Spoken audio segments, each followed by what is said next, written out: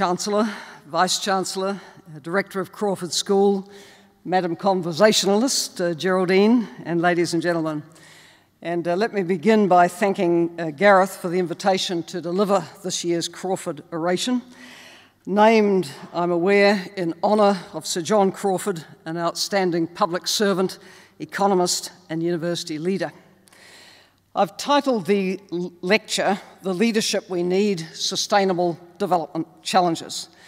And I know that over the next couple of days, the Crawford Australian Leadership Forum will focus on the need for leadership in many spheres, from the economic, policy, trade and investment to global governance and security, migration, the disruptive impacts of technology, and much more.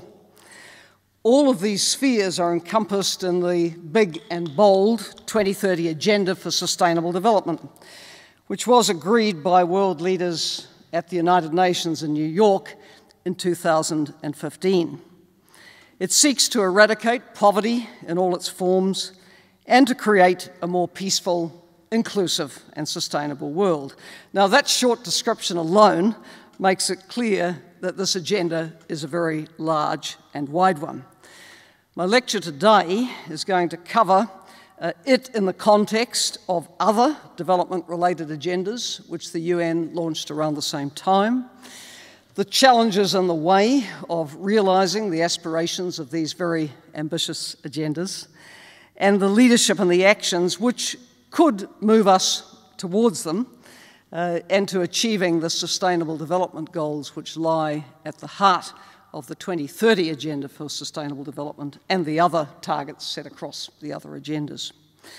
So to the new global agendas, I've referred to agendas plural, as the 2030 one is complemented by a number of other global agreements reached over a quite remarkable 2 years of development-related agenda setting in 2015 and 16. Perhaps the best known of the others is the Paris Climate Agreement reached in December 2015, a major milestone in the global effort to fight climate change, and it took less than a year to enter into force, which is exceptionally rapid for international agreements. Other agreements from that biennium include the Sendai Disaster Risk Reduction Framework, very important to development, the Addis Ababa Action Agenda on Financing for Development, the outcome of the World Humanitarian Summit in Istanbul, the new Urban Agenda, which came out of Habitat 3 in Quito last year, and also the New York Declaration from the UN Summit on Refugees and Migrants. If we take all these together, they do call for transformation in the ways we think about and do development. And I highlight just a very few respects. First, there is a significant lift in ambition from the past. The 2030 Agenda is about getting to zero over 15 years in areas like eradicating poverty and hunger and ending the epidemics of AIDS, tuberculosis and malaria. The Millennium Development Goals, MDGs for short, which preceded the Sustainable Development Goals, SDGs for short, were not so ambitious, but what they did show is that determined action to meet targets in key areas like health and education will get results. Remains to be seen whether significant progress can be achieved across the much broader canvas of the SDGs with their 17 goals, 169 targets, and at last count 132 indicators, which comprehensively cover economic and social development, protection of the environment, and peace and governance. As a former government leader, I well appreciate that if the focus is on everything, it often ends up being on nothing or achieving little. So you could legitimately anticipate the question, would it have been better to paint the broad picture and express the big vision and then focus on fewer targets? To which my answer would be yes, but that's not what UN member states decided. Second way in which this agenda is different and more transformational it does emphasise the importance of increasing resilience to shocks. Now, those shocks could be economic, they could be social, health, disaster, or conflict-related. All such shocks can drive people back below a poverty line. But in many cases, so much can be done to limit the risk of the shocks occurring and to limit their effects if they do. So investing up front in broad risk reduction and conflict prevention is a high priority in the new agenda. Thirdly, the Global Development Agenda is now very clear that achieving sustainable development does require peaceful and inclusive societies, justice for all, and effective, accountable, and inclusive institutions at all levels. And there is a much-quoted phrase in the new agenda that says there can be no sustainable development without peace and no peace without sustainable development. This is the first time a UN development agenda has set goals and targets around the governance and the capacities needed to build peaceful and inclusive societies. Clearly, goals in that area, as actually across all the SDGs, will be very challenging for the 1.4 billion people living in contexts which can be described as fragile. That number was forecast to grow to 1.9 billion by 2030 in the Secretary-General's report to the World Humanitarian Summit. So that bleak outlook of the numbers living in fragile contexts increasing by 500 million has to be overcome to meet the vision of the 2030 Agenda. Fourth way in which the new agenda is different, meeting the goals of all these broad new global agendas will require the mobilisation of unprecedented volumes of finance, and all possible sources need to be drawn on. The Addis Ababa Financing for Development Conference Action Agenda pointed out that we will need public and private money. We will need domestic and international money, and I always add development and environmental finance as well. And I'll come back to the theme of leadership around finance later in the lecture. So let me move now to just a few of the challenges which stand in the way of realising the new agendas and why. In the third part of the lecture, I'll come back to the huge importance of leadership. Let's start with the challenge of eradicating extreme poverty. Very challenging, but we have to give it our best shot. As of now, more than 750 million people, mostly in South Asia and Sub-Saharan Africa, continue to live in extreme poverty, which is currently defined as living on less than $1.90 US a day. Ending that will require tackling persistent inequalities and discrimination. It will require growth which is inclusive of everybody: women, young people, people with disabilities, Indigenous people, members of minorities of all kinds. It will also require peace and stability. All of that speaks to the size of the challenge. Second major challenge, the ongoing global economic uncertainties and volatility, which seems to be the new normal.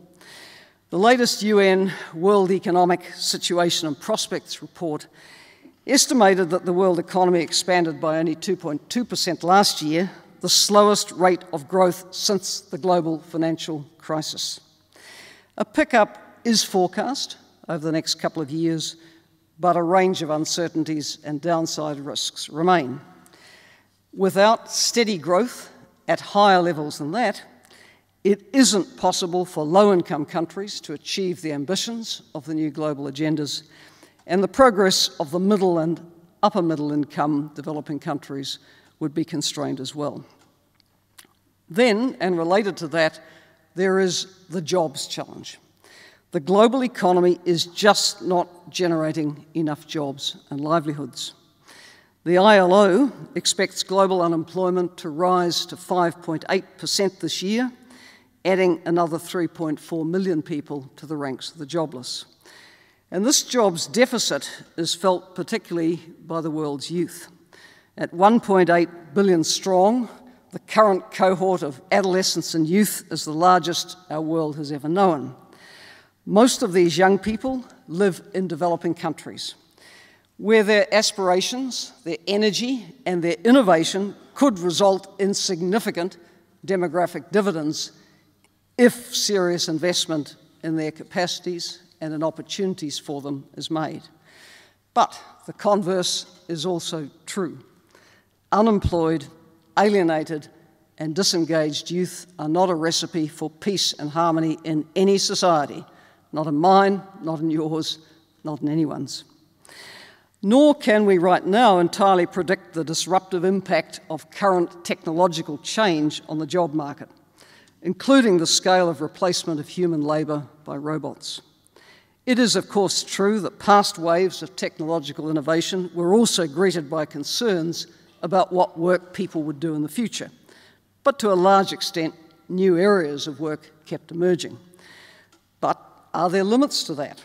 And will societies need to rethink how to ensure minimum basic incomes for all in the absence of sufficient work? Already, we see Finland piloting a universal basic income with the stated goals of cutting red tape and cutting poverty and unemployment significantly, and some provinces and cities in other developed countries are doing the same trials. Then in my list of challenges, there's the impact of natural disasters, including climate change. The scale of the weather-related disasters of recent years is the face of the foreseeable future as climate change bites. Even if the high ambition of the Paris Agreement is realised, and that ambition was to keep the global temperature rise to below 2 degrees and ideally to below 1.5 degrees Celsius above pre-industrial levels, we can expect worsening weather for decades to come. So everything possible has to be done to support countries to adapt to that outlook, particularly the poorest and the most vulnerable. In extremis, as we know, dramatic weather events bring severe dislocation and death, whether from flooding and cyclones or from years of drought. Take Hurricane Matthew in Haiti last October, when more than 1,000 people died, or the 260,000 who died in the famine which hit Somalia from 2010 to 12, half of whom were under 5-year-old children. So much greater resilience to adverse events like this has to be met. Urbanisation is also compounding disaster risks, both by concentrating many more people together and because the poor live in the most vulnerable locations within cities. I'll always remember my visits to informal settlements which cascade down the steep hillsides of Port-au-Prince, the capital of Haiti. Those at the bottom of the ravine are the first to be flooded, and with a major earthquake like that of January 2010, in which close to 250,000 people died, the poorly constructed homes of the poor are literally falling down the slopes. My fifth challenge, the number of violent conflicts which are generating massive displacement and creating very high levels of need. When I went to UNDP as administrator in April 2009, I used to get briefing notes which told me that the number of armed conflicts in the world had fallen. Well, they wouldn't write that today, as from around 2011, a lot began to change. Uprisings and protracted conflicts in the Arab states region, of course, account for some of the increase, and as well on the African continent, Mali and Central African Republic descended into deadly conflict in 2012, and South Sudan in late 2013. Elsewhere, the insurgency in Afghanistan continues, as does deadly conflict in eastern Ukraine. And that long list of troubled countries could be added too. As well, we must take into account others which are experiencing waves of terrorism fueled by violent extremism, to which developed countries clearly are not immune, and we all mourn with London and Paris and Brussels, and again, a sad long list.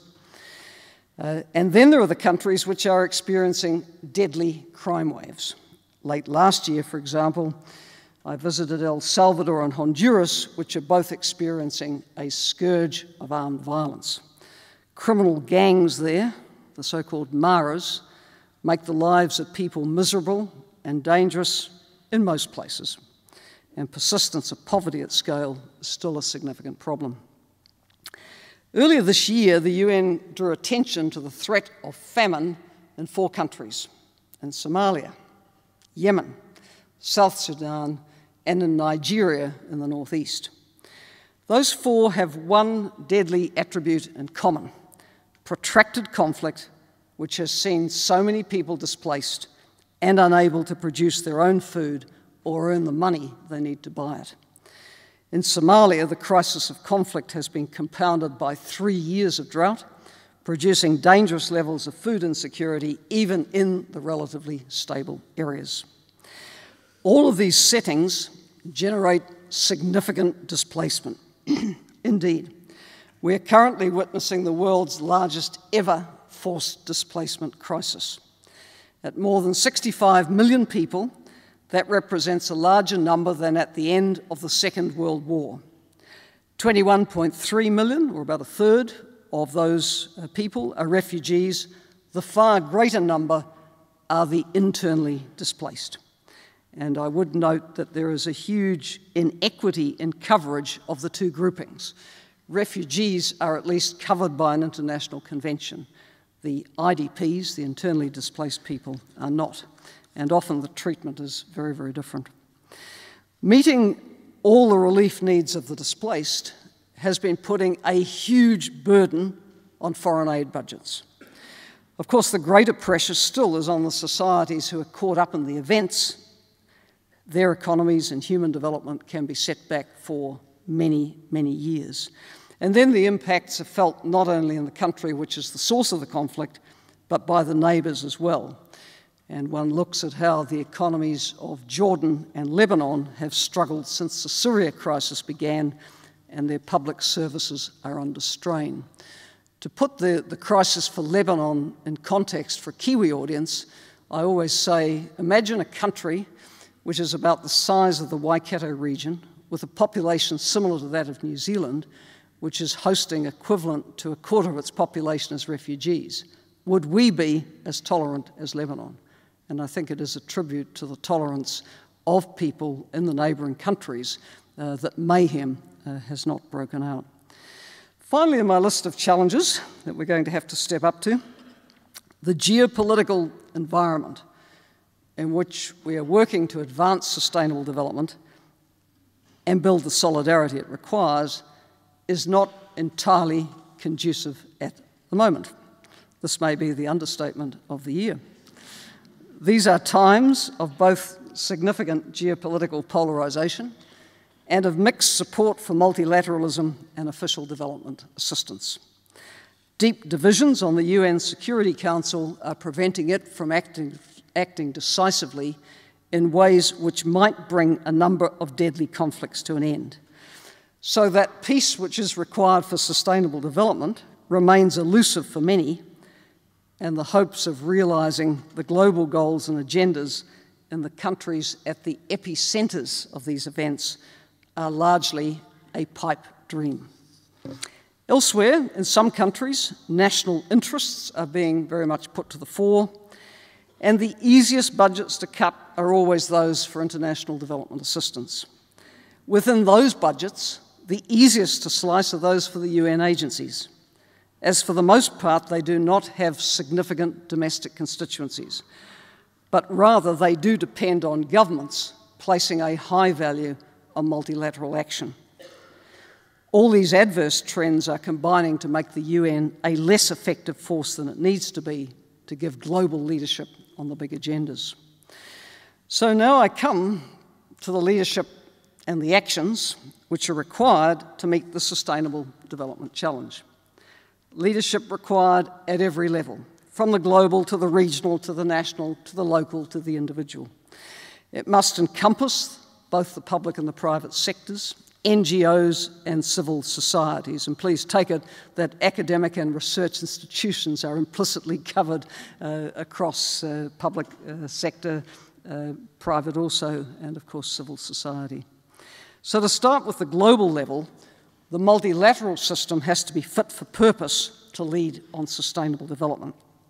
The UN's development system undergoes continual reform. It is regarded as a key partner by developing countries, and on these agendas, there are now rather more than 100 countries which have asked their local UN country team of agencies, please support us to mainstream this agenda into our national strategies, policies, plans and budgets. Everyone knows that if you don't get something into the national plan and the budget, it ain't going to happen, and you wouldn't have much to show on a progress report. Countries are asking the UN agencies for expertise, innovative ways of tackling problems, sharing knowledge, building capacities, and advocating for the resources required to move ahead. I do think, though, that the peace and security work of the UN will need a lot of rethinking if it is to make a meaningful contribution. A current focus of discussion in UN circles is how to prevent conflict and sustain peace, both so critical to sustainable development. But clearly, that's not a short-term endeavour. Achieving peace and stability needs rather more than investments in early warning systems for spotting tensions and sending off mediators or peacekeepers when the peace is actually broken down. For it is surely no accident whatsoever that many states which lapse into these deadly internal conflicts have high levels of poverty and/or inequitable distribution of wealth and power, governance which isn't inclusive and/or doesn't reach all corners of the land, and/or an absence of the rule of law. These are all development challenges, and they require long-term focus, attention, and investment and change. Obviously, more holistic thinking and action across the UN system would help address the nexus across these issues. But that is not uncontroversial among the member states, with a number unwilling to see more links built between the development, the humanitarian, the human rights, the peace, the political, and the security pillars of the system. So, I come to national leadership because actually no amount of leadership at the global level can ever substitute for what must happen at the national level. Governments do need to take the Sustainable Development Agenda seriously and implement the measures required to realise them.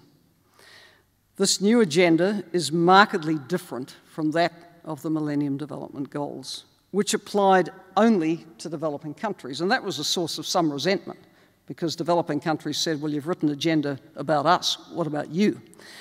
And so this agenda is a universal agenda, applying to countries rich and poor. Many countries across all income categories are giving priority to implementing it. And I find some of the most inspiring actions coming from the countries which face the most challenges, like Somalia, which is in the process of finalising its first national development plan in more than 3 decades and has fully aligned it with the Sustainable Development Goals.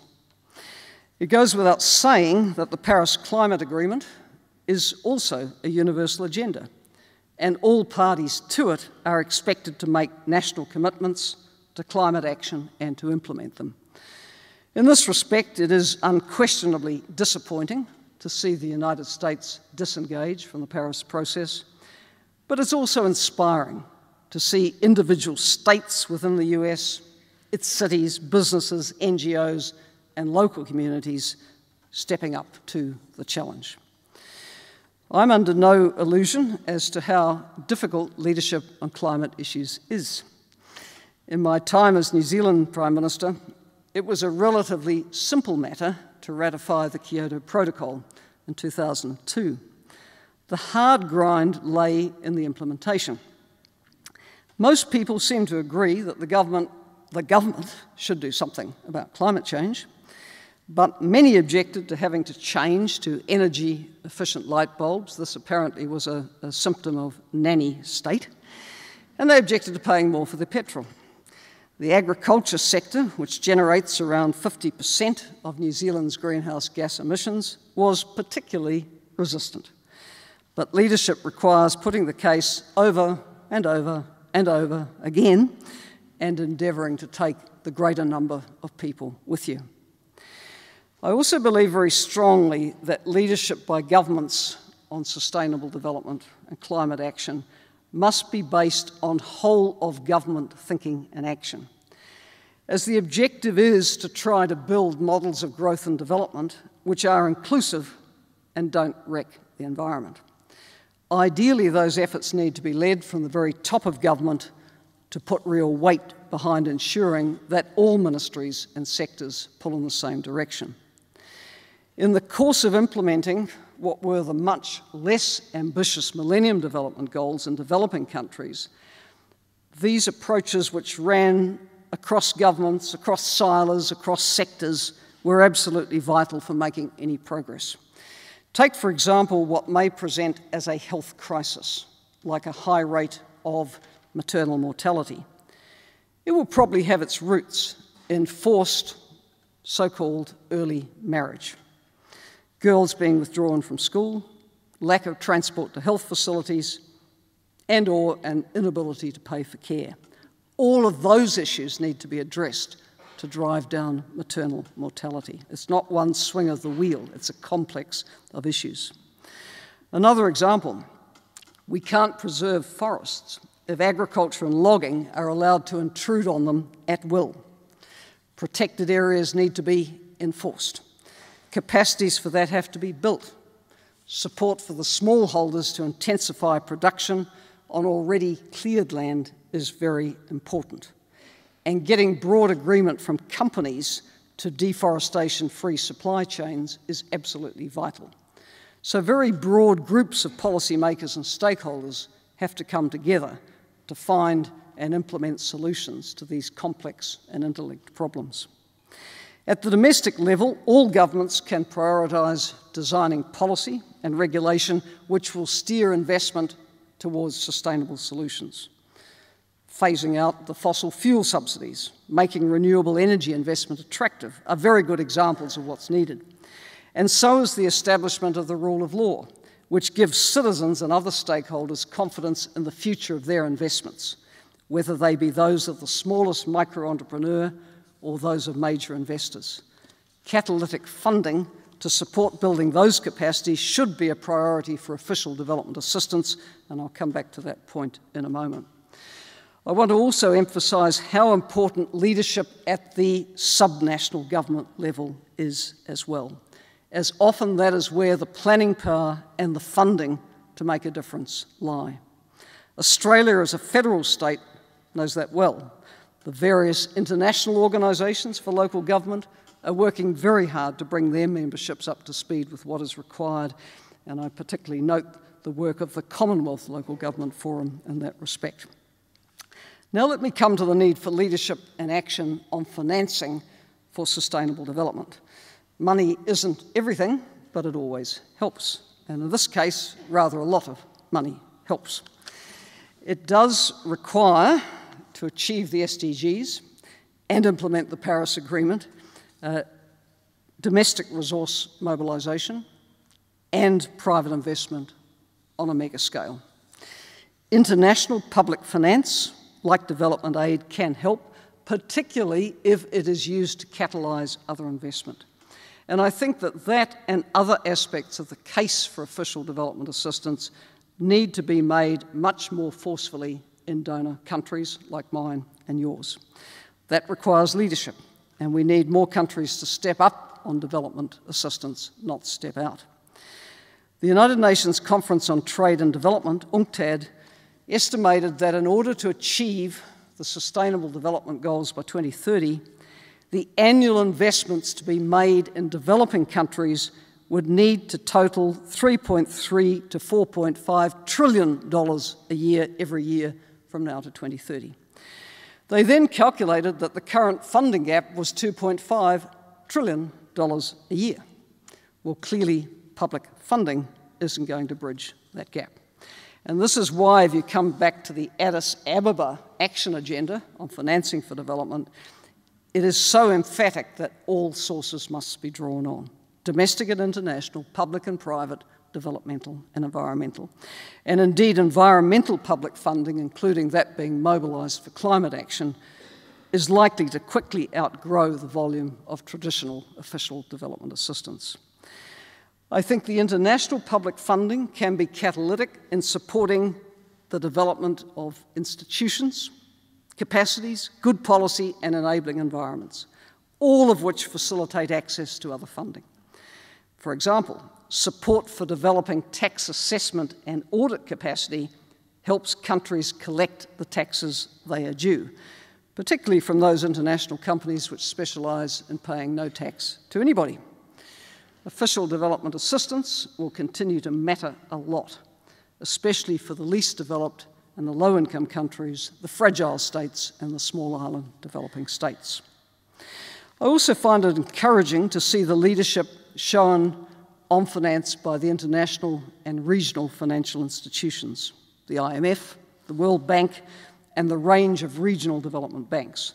They're all aligning their investment strategies with the SDGs and with the Paris Agreement. And they've been instrumental in showing how you could leverage from the billions they've traditionally had to invest to the trillions required for the new global agendas. The development finance landscape is dynamic, very fast evolving, with many new finance providers, public and private, emerging. There is the South-South cooperation, which is growing in importance across concessional financing and grants and complemented by trade and investment. There is, for example, China's mega initiative of Belt and Road, which does have the potential to accelerate development in countries within its scope. But I do believe it also needs to be consciously designed to get human and sustainable development impact. There are people who live along the corridors of the highways and the rail. Then let me add onto this explicitly a word about the role of the private sector, which is indispensable. These agendas will not be achieved without significant private sector investment. How business does business and the scale of the investments will make or break the global agendas. But we do see tremendous examples of leadership. For example, on climate action, and let me come back to the zero deforestation and supply chains. In the area for palm oil, the commitments which the companies who buy palm oil have made to zero deforestation supply chains now are estimated to cover up to 90% of the global buying power, which is very significant. We see so many businesses which assess their future being in sustainable practice and investment, preferring to be on the right side of history and to do the right thing by society and the environment. And let me end what I have to say about leadership by saying it must also come from parliaments, from all levels of the civil society. Voice is very important in advancing global agendas and keeping governments to them. Parliaments scrutinise and approve budgets and government priorities. Civil society has an indispensable role of advocacy. I think the media has a duty to inform. Universities, research institutions have expertise and high status. Their voice counts a lot as well. So my conclusion, the challenges to achieving sustainable development include currently entrenched poverty and significant inequalities, these horrible protracted conflicts and the huge forced displacement of people, economic and political volatility, the major jobs deficit, the urgent need to adapt to demographic trends, and the severe exposure of many countries and communities to severe natural disasters, which can only be exacerbated by climate change. All of these challenges called for bold approaches to building a better world. And thanks to the far-reaching global agreements of the past couple of years, we have good roadmaps for that. The alternative to following them is to put up with a world characterised by even more turmoil and instability than the one we know today. I do think that is avoidable, or at the least can be mitigated with resolute action, which is why it is so imperative for leaders to build support for the steps required to meet the Sustainable Development Challenge. Thank you.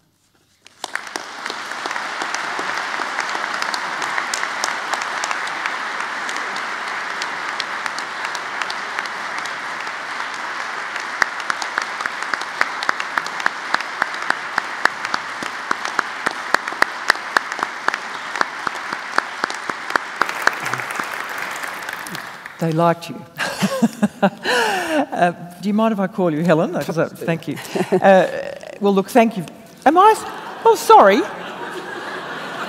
So sorry. Apologise. Without further ado, allow me to introduce Geraldine Doogue, one of Australia's greatest broadcasters and journalists.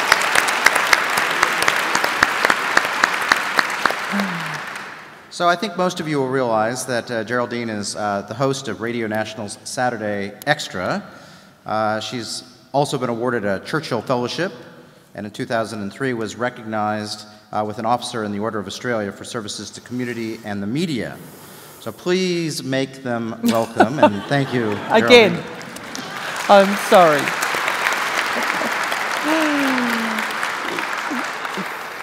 Yes, I don't normally want to get on air earlier than I'm actually scheduled for, so I do apologise, Vice-Chancellor. Look, that was a marvellous overview, and I'm going to try, because we have until about 4:30, and if there are people sort of absolutely waving at me, we'll try to do a couple of questions, but I've been given the job of, very happy job of chatting until about 4:30. But I would like to cover the two strands, I thought, as your own personal experiences of power and influence, because I think people would be very unhappy with me if I didn't ask you some of that. In fact, I was hoping we could have played some of the clips from my year with Helen, which wowed them at the Sydney Film Festivals, but it wasn't actually possible. So I do hope it's coming to Canberra. We haven't actually settled that yet, whether it is, but I think there's quite a lot of personal observations I'd like to get from you. And then this, the bigger, more ambitious aims that you talk about. And I think one of the things that will be very interesting about this dialogue that you're here for is whether we just end up reminding ourselves of what extraordinary times we're living in. As Alan Gingell says, this is different from what Australia has known before, whether we all remind ourselves this is the case, or whether we can see ways of circuit breaking that are helpful, which is what I think you're hinting at. In fact, there's a great line you have here, which I read, that you said that life is too short to be pessimistic. And when you listed all of that description there, I wonder have you always thought that, or have you learned it? I'd be very keen to know how you do maintain a sense that constructive change is possible when you list some of that list emerges from you. I think if I hadn't been of a basically optimistic nature, I'd never have gone into politics. I'd still be talking about it at the University of Auckland, where I started my career. And secondly, I probably would have given up long ago and learnt to play golf, which I always said was for people much older than me. So, no, I think, I have the attitude that every day you can wake up and make a difference. And I've been privileged to have jobs all my life where I felt I could wake up every day and make a difference, and make a difference obviously at the national level in Kiwi politics, but then going to UNDP, being able to work with this very, very wide range of all developing countries on what could be added, what could be the added value of the UN to their development. So I really believe that despite all the challenges, which are horrible, we just have to get on, and as the Nike ad said, just do it. Right? Just do it. We can't wait for better times. We have to be part of making better times. So you've had an even personality that has helped you. You haven't had to grasp this and take it on. I think a lot of people wonder about that, whether they're equipped to take on the sorts of challenges that you describe. I think you have to be very resilient to take on these challenges. And where does resilience come from? Is it innate? Is it from your family background? Is it from the experiences you've built? I mean, there's no doubt that, you know, having a long background in politics, you have to be very resilient. I remember one of our former Deputy Prime Ministers, the Right Honourable Bob Tizard, said to me once, you've got to remember that in an election, in your constituency, and certainly at the national level, rather less than half the population will ever vote for you. So you're going to have to, you know, accept that and get on with making your luck and finding ways of relating to people and putting up with all the, you know, the arrows that come your way. So a long political career makes you pretty resilient. Well, in fact, you do say, you talk about the thick skin that is required. You can't take any of it personally, you said. You need to have tunnel vision, interesting choice of words, on why you're doing this and why you stick with it. Because if you opened your ear to a lot of the mindless things that are said, you'd end up personally crushed. And I read it and I thought, so why do you do it? I mean, really, why would you, what do you emerge? How do you emerge if you really apply that? See, if you have a deaf ear, you don't hear it. So why should I take any notice of idiots driving around, you know, parts of New Zealand in the 2008 election with bumper stickers which said, and I quote, "ditch the bitch"? You know, I mean, why should I give it any credence at all? But, you know, that is life, unfortunately. You know, there's always mean-spirited people and knockers. But you have to get on and, you know, do what you can, where you can, as you can. So, in terms of intervening and refreshing things that you discover, so because it seems to me that what you do very well, you work with people, you can build alliances very well, and you work with existing systems, but you refresh them. Yeah. Now, am I right? So you're not, but you can tell me if I'm wrong, building whole new sort of structures and architecture isn't something that you necessarily set yourself out to do, but you certainly believe in coming in and zhuzhing up, if I can use a sort of colloquial word, what's already there. I find that quite interesting. Well, you know, at the time of the lead up to the Russian Revolution, there were Mensheviks and there were Bolsheviks. The Bolsheviks wanted to throw out everything, and the Mensheviks said, let's see what we can change around here. So I'm obviously in that category. And I do believe that if you have a clear vision of where you want to go, you know, a journey takes thousands of steps. But if you know where you want to go and you keep taking steps consistent with that, over time, it will add up to very, very significant change. You know, I mean, sometimes you do need to design whole new institutions, obviously, but you know, often you can make substantial change within the existing framework. I have to ask you now about the bids that, which is very much part of the documentary, and this piece from The Guardian, Helen Clark, "I hit my first glass ceiling at the UN." In the UN's 72-year history, 8 of its 9 Secretaries-General have been decided behind closed doors by a few powerful countries, but not the 9th. Last year's appointment process resembled American Idol, a public-facing contest with a strong social media component and a side of drama and double-crossing. And you were in the middle of it all, and I suppose you certainly didn't emerge the winner which we all thought for quite a long time you would be. You see, the difference with American Idol, one of the many differences, was that the people didn't get to vote.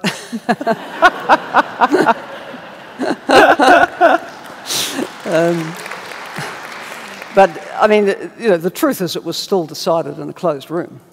And yes, it went to the 193 member states, but that's a rubber stamp.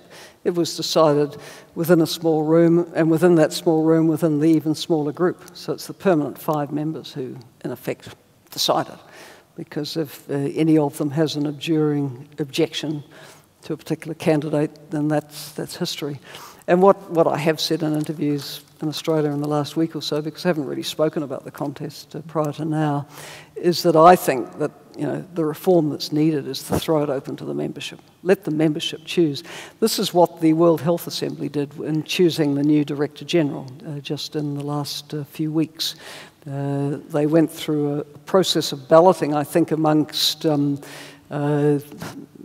perhaps the executive body, which was a subset of the member states, but in the end, there were 3 candidates who went to the member states for a vote.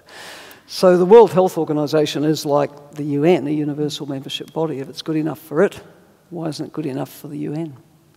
You see, the reports say that 3 members of the Security Council voted against you. Why? And what's all that about? Well, you don't know what the outcome would have been if it would have been possible to have more votes among the non-permanent members. But I think by the time it got to that point of the formal vote, then it was clear who was going to be elected. So presumably those among the permanent 5 who cast their no votes had no reason to be particularly polite, so they just cast them. They knew who they wanted. So you could see that happening, could you? Oh, yes, yeah. And I could actually see it happening from the beginning of August, but again, you may see this quoted in the article.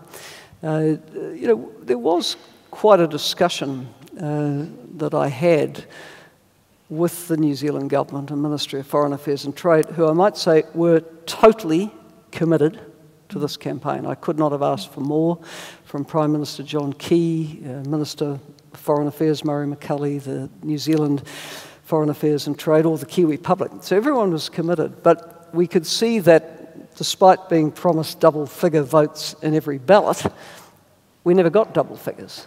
And so by the beginning of August, there'd been 2 of these votes, and one I got 8 votes, and the other next I got 6. So there was a discussion, was it worth carrying on?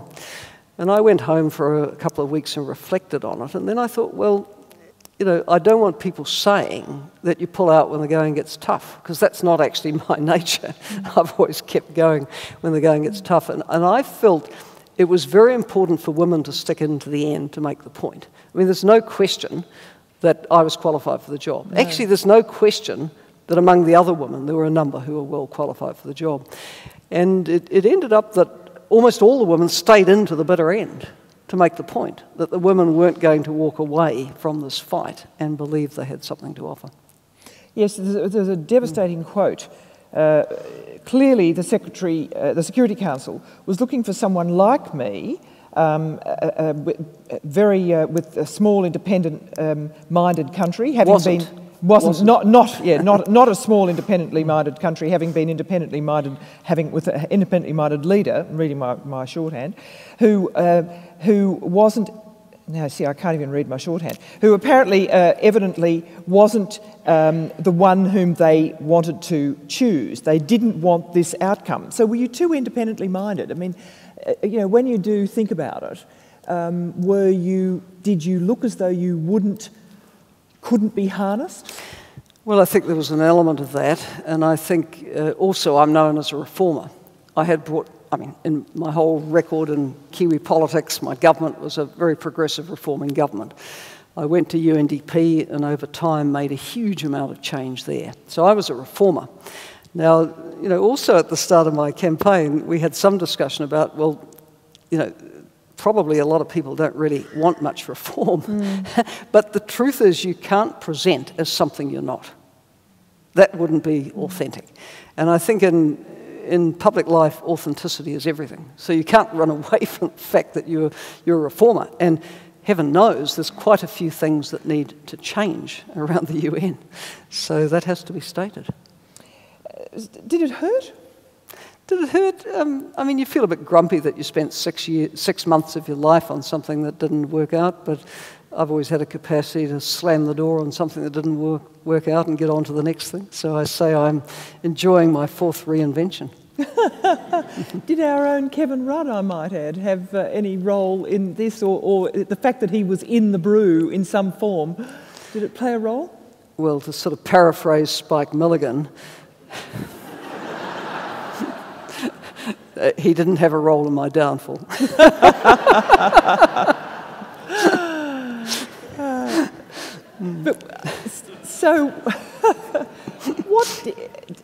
Basic question, what did you learn from it? What did you take away from it? Because, as you say, it's the first time you'd really hit this glass ceiling. Well, that's true. I think in New Zealand we're used to women crashing through glass ceilings. I'm not saying it was easy. I think I've got so many shafts of glass in my head, there's not much room for any more of those either. But, you know, in the end, you can get there on your merits. But I think, you know, it's really a question of what the UN is looking for. And, you know, you're putting yourself in front of a constituency, most of which has never known many women in significant leadership positions. So, you know, may have trouble visualising what that could be. It was interesting too, before I move into the other aspects, you've got this extraordinary social media presence. I think you've got 158,000 followers or something or other. And it didn't help you. You know, there's this great debate as to how much social media or the non-orthodox media does influence the course of events. And you know, you've clearly achieved a lot through that. But in this, when it got to that rubber hitting the road, my instinct is it didn't. No, and that's why I think it's quite wrong, really, to say that the election was a transparent process. It wasn't a transparent process. The only thing that was different, I think, was that there was an open call for nominations. People came forward. It was an innovation to be able to present at the General Assembly. And it was an innovation to have Al Jazeera host a debate among candidates in the General Assembly Hall. That is where the transparency ended. There was not a vote among the General Assembly members, and it went behind closed doors into the Security Council. Now, to give you an insight into how opaque that became, the Security Council decided that at the end of each of its secret informal ballots, of which there were a number, it would not advise the President of the General Assembly or the public of the outcome. So you had, and this is shown in the film that's been made, My Year with Helen, where after each of these ballots, the President of the Security Council for the month would come out, address the waiting media, and the numbers actually got smaller as it went by because the media knew they weren't going to say anything. And all that the President of the Security Council was authorised to say was, today we held a ballot and I have informed the President of the General Assembly that we have held it. Great. I can tell you, within minutes, the first media had the snapshot photo of the final counting paper. So what was the point of this charade? I mean, everybody knew. So I think it was insulting to the President of the General Assembly and, you know, really insulting to the membership of the UN. Will it change? I doubt it. But, I mean, I think there needs to be some reflection on this. This is why I say that the best change would be to look very carefully at what the World Health Organization just did, which was to throw it open to the membership. And, you know, you said in your speech that a lot of the members are not keen on the sorts of changes generally, and collaboration in particular, the collaboration. Why is that so?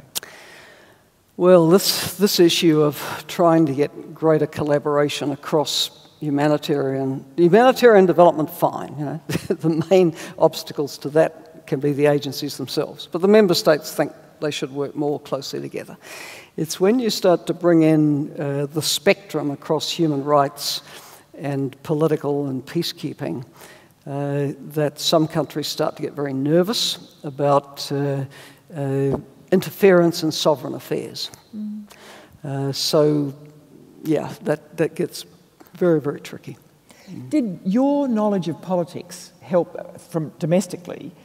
Can you apply it to the world stage like this? Is there a lot of overlap or not? Yes. You know, when I put my hand up for this position, when it was first drawn to my attention, I said to the person who drew it to my attention, who was a senior New Zealand diplomat, I said, but I haven't actually worked myself in international development. And he said, Helen, don't be ridiculous. Everything you have done in your career is relevant to international development. And he proved to be absolutely correct. Because going to UNDP, what were you trying to do? You were working with your organisation to support countries to improve their institutions, build their capacities, their disaster risk reduction capacity, their social protection systems, how to make their growth more inclusive, how to deal with environmental regulation and protection. All of these issues I'd worked on for decades, so it was all highly relevant, as was having had a lifelong interest in international affairs and having very, very broad networks from my time, especially as a head of government, but also going back to being involved in international youth political movements in the 1970s. So can you see a woman, before I leave this, as Secretary-General in the near future? Well, I hope next time, and I think it would be good to be able to identify who that person might be and to rally around them. I mean, this time there were a number of candidates, and I think, not just myself, but there were others clearly capable of doing the job, maybe doing it in different ways than I would have done it, but perfectly competent and capable of doing a good job. So could there be one person who could be lifted above all others to be given a really good go at it? Because I just don't think it's that credible for the UN not to walk the talk.